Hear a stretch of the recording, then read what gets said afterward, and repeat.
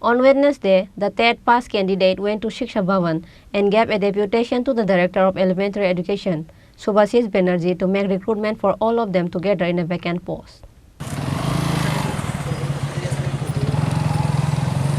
Once again, TET passed deputation. This deputation is provided by recruitment to vacant posts from among those who have passed this examination. On Wednesday, the TET Passed candidate went to Shiksha Bhavan and gave a deputation to the Director of Elementary Education, Subhashis Banerjee, to make recruitment for all of them together in a vacant post. The officer assured to take up the matter with the government. আমরা 2022 সালে TET qualified candidate আজকে আমরা যে এখানে একত্রিত হয়েছি তার একটাই কারণ আমরা যারা 2022 এর 29 এবং 30 ডিসেম্বর যে পরীক্ষা নেওয়া হয়েছিল এই পরীক্ষাতে যারা আমরা কোয়ালিফাই করেছি তাদের যে নিয়োগের যে ব্যাপারটা নিয়ে শিক্ষা অধিকর্তার সঙ্গে আমরা দেখা করতে এসেছি। তো আমাদের যে শিক্ষা যে অধিকর্তা শ্রীযুক্ত সুভাষিস বন্দ্যোপাধ্যায় মহোদয় উনি অত্যন্ত মানবিকভাবে আমাদের কথাগুলো শুনেছেন। আমরা ওনার সঙ্গে কথা বলে বুঝতে পেরেছি যে আমাদের যে বিষয়টা উনি বলেছেন যে দেখবেন ভালোভাবে এবং সরকারের সঙ্গে এ ব্যাপারে উনি কথা বলেন। প্রসঙ্গত বলে রাখি গত যে বিধানসভা অধিবেশন হয়েছে এই অধিবেশনে আমাদের এই রাজ্যের মুখ্যমন্ত্রী তথা শিক্ষামন্ত্রী স্যার উনি আমাদের একজন বিধায়কের প্রশ্ন করে বলেছিলেন যে আমাদের টেট 1 যে ভ্যাকেন্ট পোস্ট হচ্ছে 1615 এবং টেট 2তে যে ভ্যাকেন্ট পোস্ট হচ্ছে 1643। তো টেট 1 এবং 2 মিলিয়ে প্রায় 3300 মতো ভ্যাকেন্ট পোস্ট রয়েছে।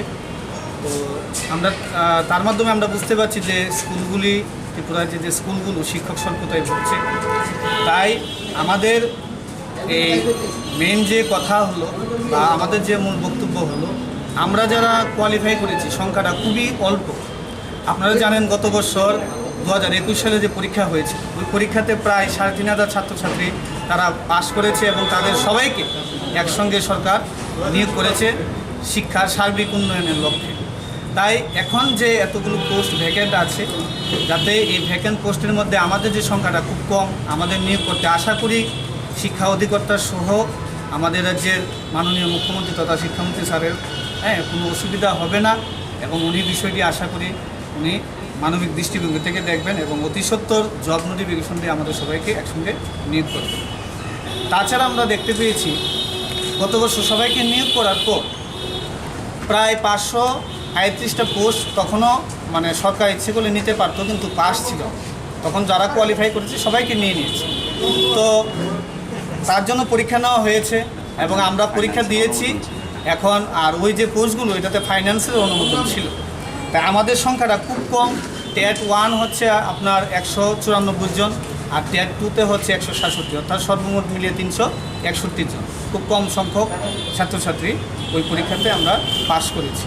তো আমরা যোগ্যতার ভিত্তিতে আমরা পরীক্ষা দিয়ে আমরা পাস করেছি।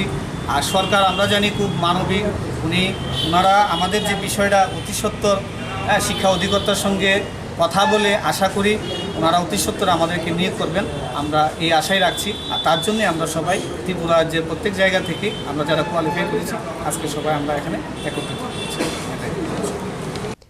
When asked by the reporters, the candidate said there are 1,615 vacancies in TET 1 and 1,643 vacancies in TET 2. About 3,300 seats are vacant. As a result, schools in the state are clearly suffering from teacher shortage.